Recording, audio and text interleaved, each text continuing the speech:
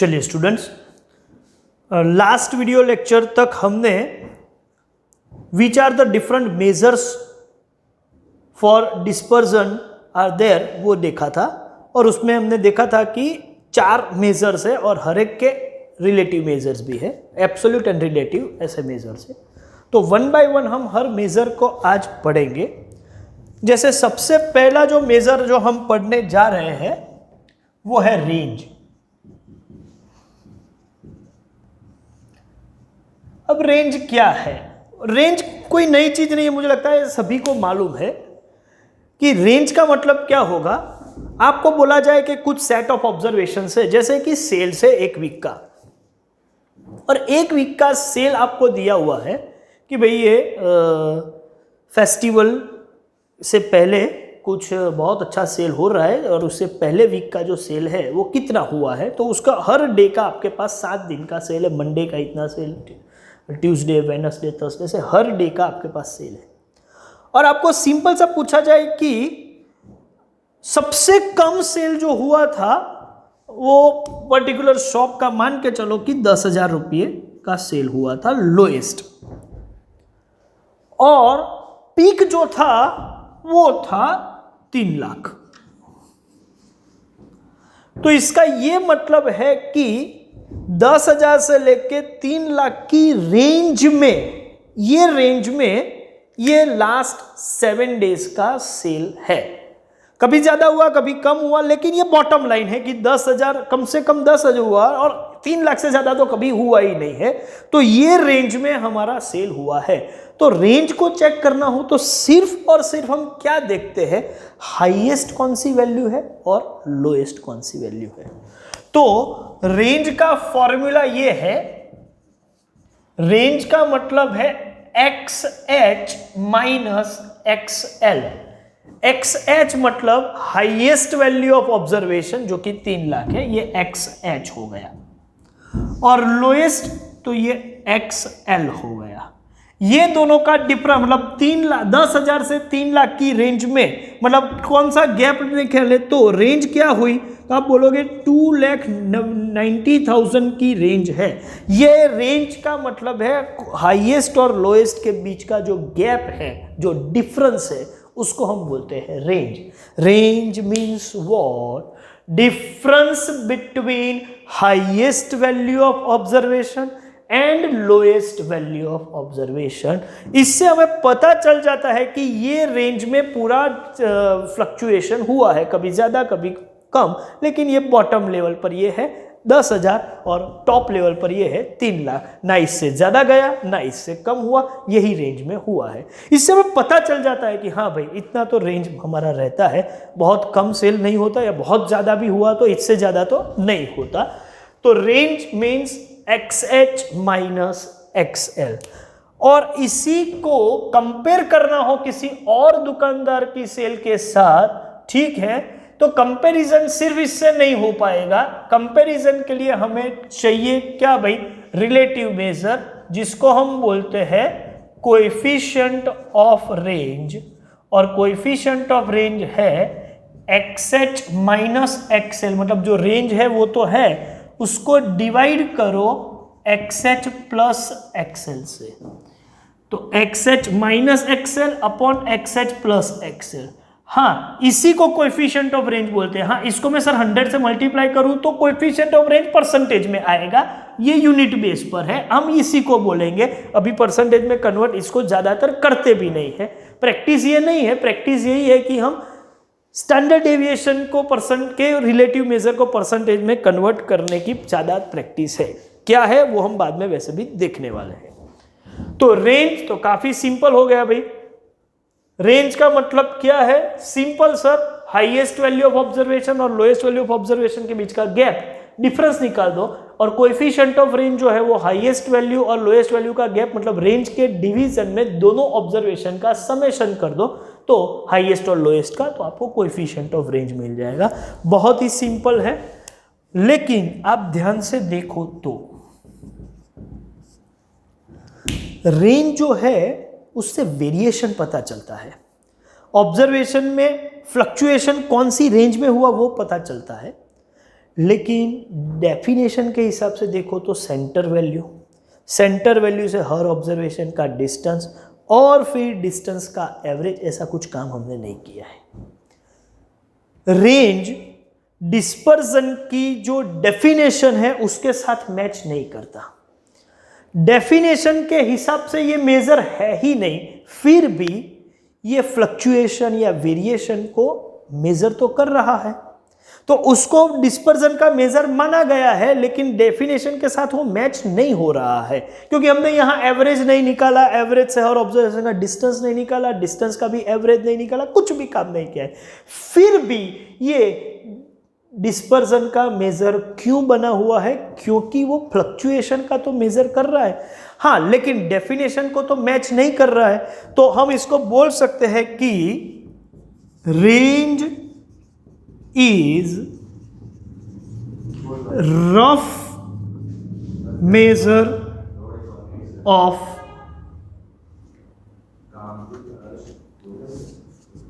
dispersion. It's a rough measure. क्यों rough major है?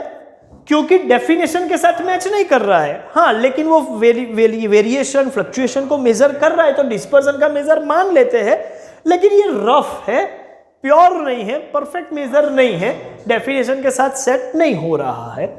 अच्छा, दूसरा एक चीज आप बोल सकते हो कि रेंज जो है इज द सिंपलेस्ट मेजर, हाँ, वो बराबर है ऑफ कोर्स ऑफ डिस्पर्जन। क्यों? क्योंकि इसमें कुछ ज्यादा है नहीं भाई, हाईएस्ट और लोएस्ट वैल्यू निकाल दो और उसका डिफरेंस निकाल दो। इसको मैं डिफाइन भी कर दूं कि XH का मतलब होगा हाईएस्ट वैल्यू ऑफ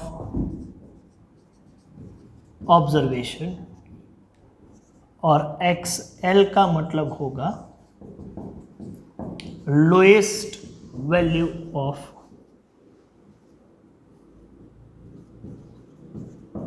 ऑब्जर्वेशन। तो रेंज से हमें इजीली पता चल जाता है, और ये सिंपल है, कोई भी लेमैन भी इसका यूज कर सकता है। हाईएस्ट लोएस्ट का डिफरेंस निकालना कोई बड़ी बात नहीं है। तो एक तो ये रफ मेजर है, लेकिन ये सिंपल मेजर है, कोई भी बंदा इजीली इसका यूज कर सकता है। तो एक पॉइंट है range is rough measure of dispersion, और दूसरा है कि is the simplest measure, simple to understand है, इजी टू कैलकुलेट है ऑफ डिस्पर्जन। तो ये तो रेंज के बारे में थोड़ा सा बात हुआ। अब मैं आपको बताऊं कि रेंज के केस में सिर्फ ये 2 पॉइंट नहीं है।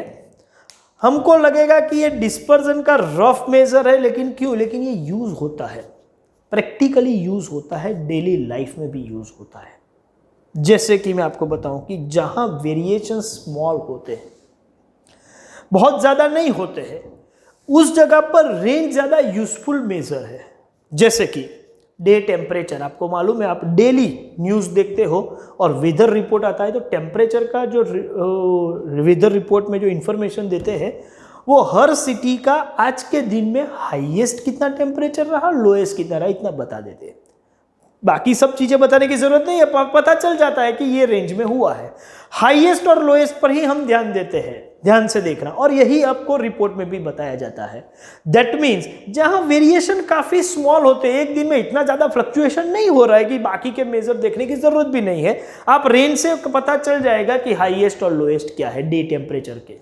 ऐसा ही गोल्ड प्राइस एक दिन में बहुत ज्यादा चेंज नहीं होता, हाँ, लेकिन वो फ्लक्चुएशन होता है कि आज के दिन में गोल्ड की प्राइस हाईएस्ट इतनी रही और लोएस्ट इतनी रही पर 10 ग्राम, वो डिस्क्लोज करते रहते मार्केट से, और रिपोर्ट में यही होता है पर डे। सेंसेक्स या स्टॉक मार्केट में शेयर की प्राइसेस, ठीक है, हाईएस्ट ये रही थी, लोएस्ट ये रही थी, एक दिन में इतना फ्लक्चुएशन हुआ है। करेंसी के एक्सचेंज रेट, डॉलर के अगेंस्ट रुपीज, आज के दिन में हाईएस्ट इतना डॉलर रहा और लोएस्ट इतना रहा। तो इसका यह मतलब है कि जहां पर वेरिएशंस काफी स्मॉल होते हैं, ठीक है, वहां डिस्पर्जन के बाकी के टेक्निकल मेजर देखने की जरूरत नहीं है, सिंपल मेजर से काम हो सकता है। तो रेंज कहां यूज होता है? तो तो मैं आपको बताऊं कि range is used where variations in data set are very small, like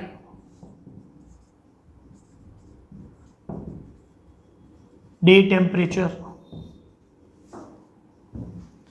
या फिर गोल्ड प्राइजेस,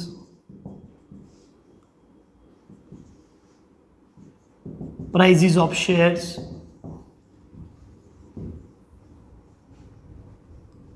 या exchange rates of currency,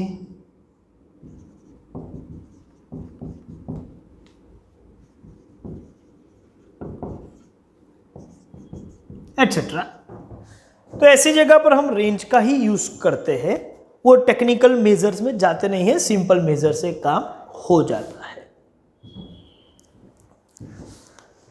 एक और काम है रेंज का जो कि आपके नॉलेज में हो, वो भी जरूरी इतना नहीं है, लेकिन थियोरिटिकल पता हो तो अच्छी बात है, उसका कोई प्रैक्टिकल काम हमें करना नहीं है। Range is used in quality control.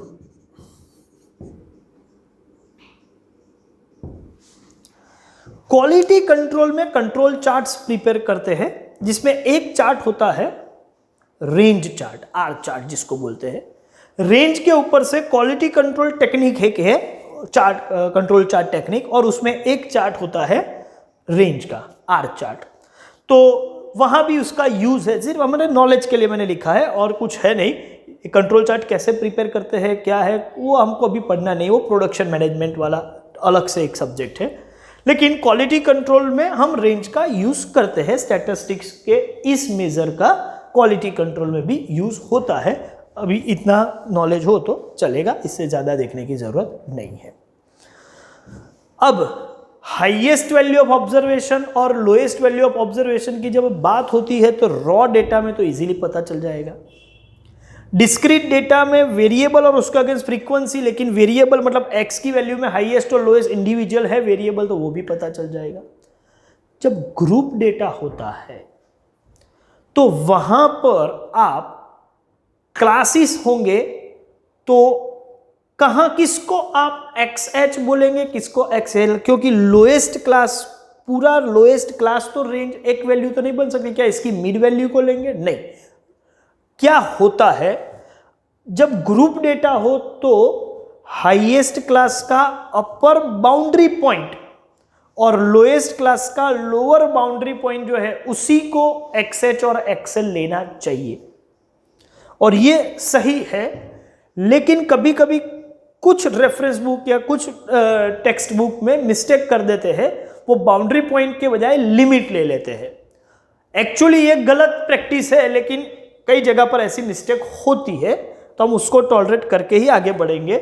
लेकिन ये सिर्फ मैं अभी इसलिए लिख नहीं रहा हूं, सिर्फ हम ओरली याद रखेंगे कि ग्रुप डेटा में XH का मतलब हम करेंगे, XH का मतलब हम करेंगे कि हाईएस्ट क्लास का अपर बाउंड्री पॉइंट, और XL का मतलब करेंगे लोएस्ट क्लास का लोअर बाउंड्री पॉइंट। और जब गैप हो, इंक्लूसिव हो, तो आपको पता है बाउंड्री पॉइंट में 0.5 हम एडजस्ट करते हैं, तो वो करना चाहिए। लेकिन गलती से कभी कभी, और या तो पर्पसफुली किसी टेक्स्ट बुक या किसी रेफरेंस बुक वो फॉलो नहीं कर रहे और लिमिट को ले रहे हैं, ठीक है, तो हम उसको उस पैटर्न से ट्रीट करेंगे कि वहां इन्होंने ये पैटर्न से काम किया है। सही में जो है वो मैंने आपको बताया कि यही होना चाहिए। नहीं हो तो हम टेक्स्ट बुक के हिसाब से, यार वही रेफरेंस बुक जिसको हम फॉलो कर रहे हैं उसके हिसाब से हम अपने हिसाब से थोड़ा एडजस्ट कर लेंगे, उनके लिए जो रेफरेंस में दिया हुआ है उसके हिसाब से। ठीक है, तो एक काम कीजिए, रेंज की ये जो डिटेल्स है वो अपनी नोटबुक में आपको लिखनी है, इसका स्क्रीनशॉट ले लीजिए और इसके बेस पर हम क्वेश्चन सॉल्व करने जाएंगे। अभी चलिए स्टूडेंट्स, अब रेंज के एग्जाम्पल देखते हैं। देखो रेंज में भी एग्जाम्पल 3 टाइप के हो सकते हैं, या तो रॉ डेटा का एग्जाम्पल होगा, या तो डिस्क्रीट का एग्जाम्पल होगा, या तो ग्रुप डेटा का एग्जाम्पल होगा। ठीक है, तो 1 बाय 1 हर पैटर्न का एक एक क्वेश्चन देख लेते हैं। बहुत सिंपल है, रेंज पढ़ने में आपको पता ही है। तो क्वेश्चन है, आप ध्यान से देखिए, find range and it's coefficient from the following data. और डेटा देखा जाए तो क्या है वैल्यूज 48, 35, 27, 52, 63, 79, 41, 23, 47, 51, 52, 54 एंड 55। तो ये इंफॉर्मेशन है, रॉ डेटा है, ये क्वेश्चन रॉ डेटा का हुआ। तो पहले क्या करेंगे, पूरा क्वेश्चन को ध्यान से देखने के बाद हम बोलेंगे कि गिवन इंफॉर्मेशन जिसमें हाईएस्ट वैल्यू ऑफ ऑब्जर्वेशन मतलब XH क्या है और XL क्या है, ये दोनों पहले डिटरमाइन करेंगे। पूरी वैल्यू ध्यान से देखी जाए, सभी वैल्यू तो हाईएस्ट वैल्यू 79 है और लोएस्ट वैल्यू 23 है। अब जो पूछा है उसका आंसर, जिसमें फर्स्ट क्वेश्चन है रेंज। तो रेंज का मतलब है XH माइनस XL 79 माइनस 23, और ये फिगर हो रहा है 56। और दूसरा क्वेश्चन है कोएफिशिएंट ऑफ रेंज, जो कि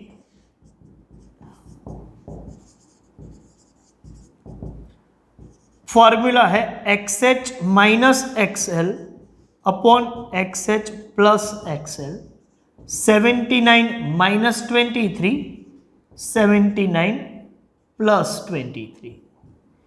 चलो 79 माइनस 23 तो 56 मालूम है, लेकिन 79 प्लस 23 करेंगे तो वो आएगा कुछ 102।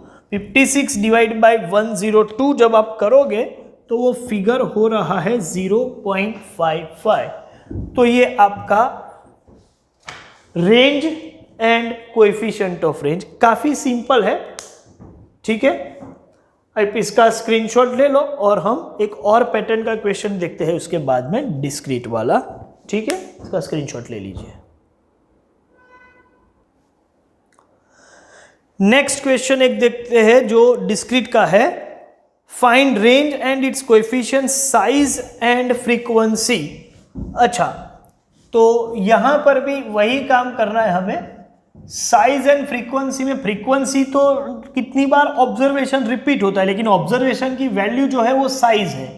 तो हाईएस्ट वैल्यू और लोएस्ट वैल्यू क्या है, तो डेटा में है कि साइज ऑफ आइटम 2, 8, 10, 12, 15, 18, और उसके अगेंस्ट उसकी फ्रीक्वेंसी है 8, 10, 15, 32, 18, 12।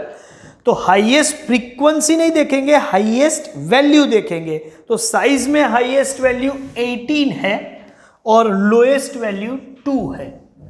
अब इसके बाद सीधा सा काम है, रिक्वायरमेंट नंबर 1 वो है रेंज।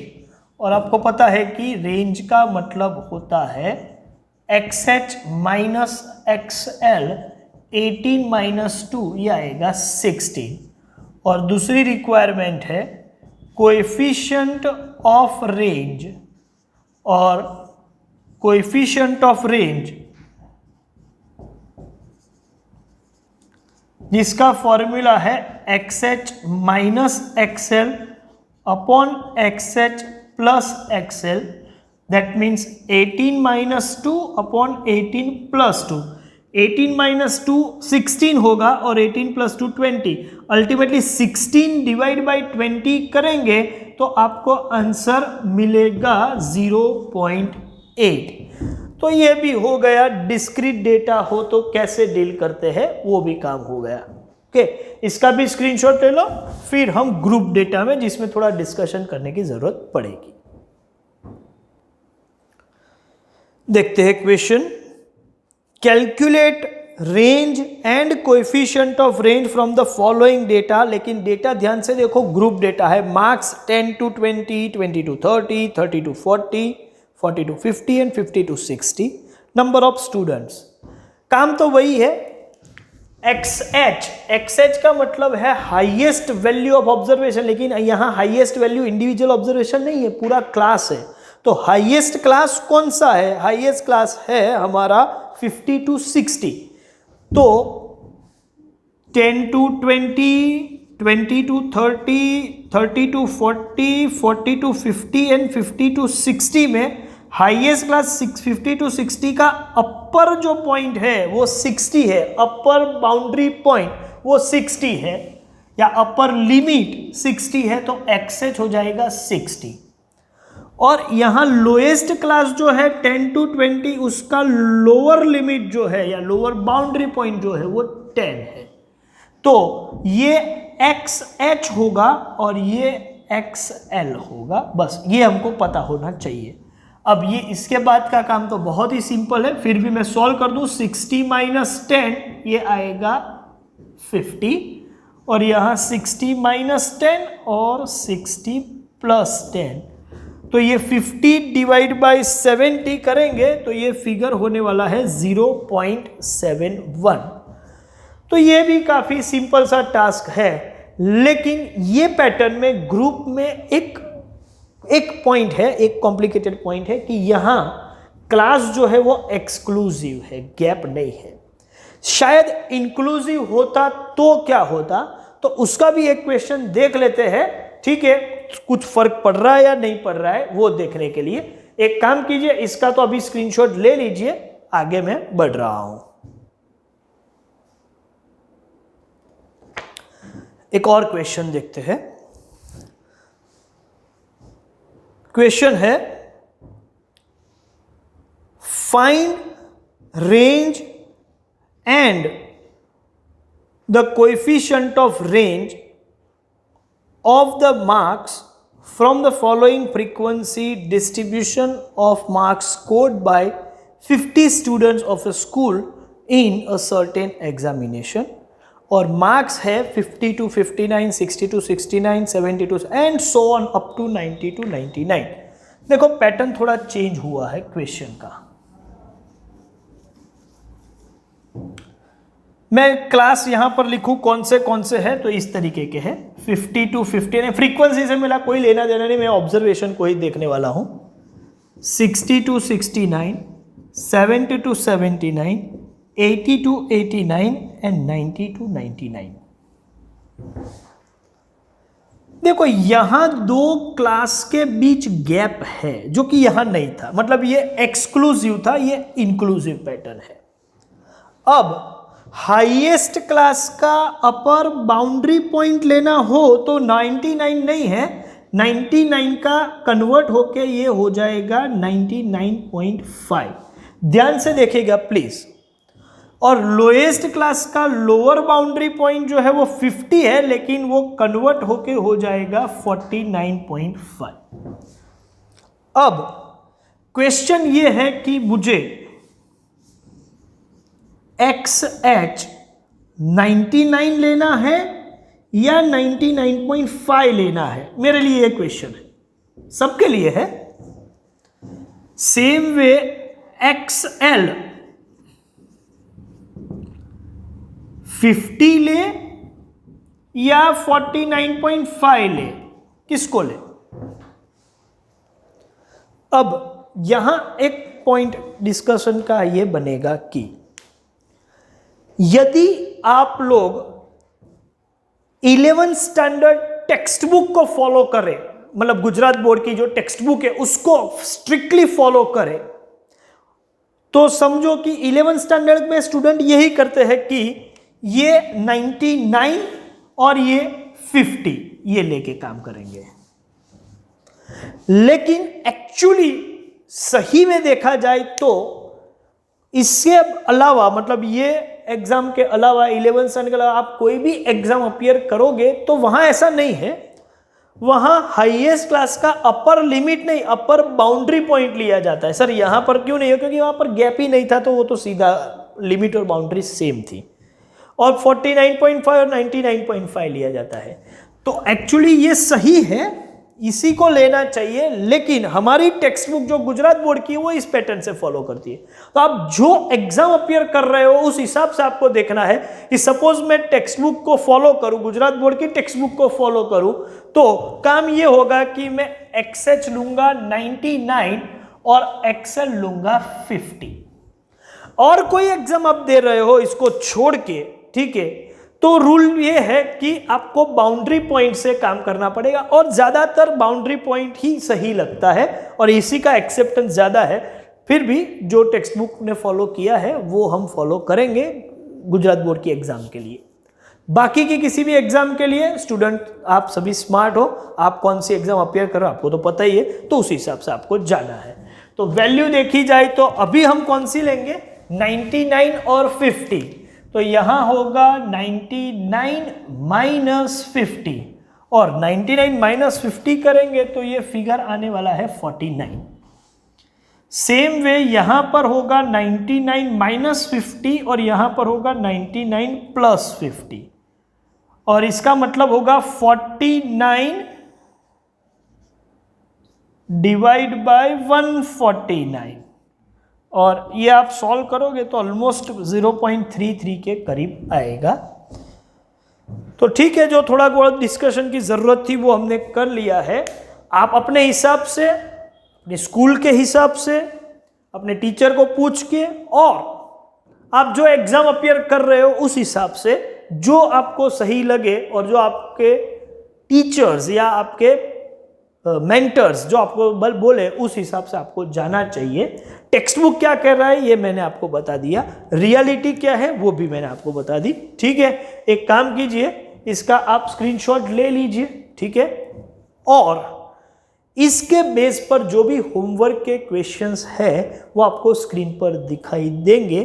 ठीक है, तो वहाँ पर स्क्रीन पर जो दिया हुआ है उस हिसाब से आप होमवर्क कीजिएगा और मैं ये सेशन यहाँ पर ख़त्म कर रहा हूँ। Thank you very much.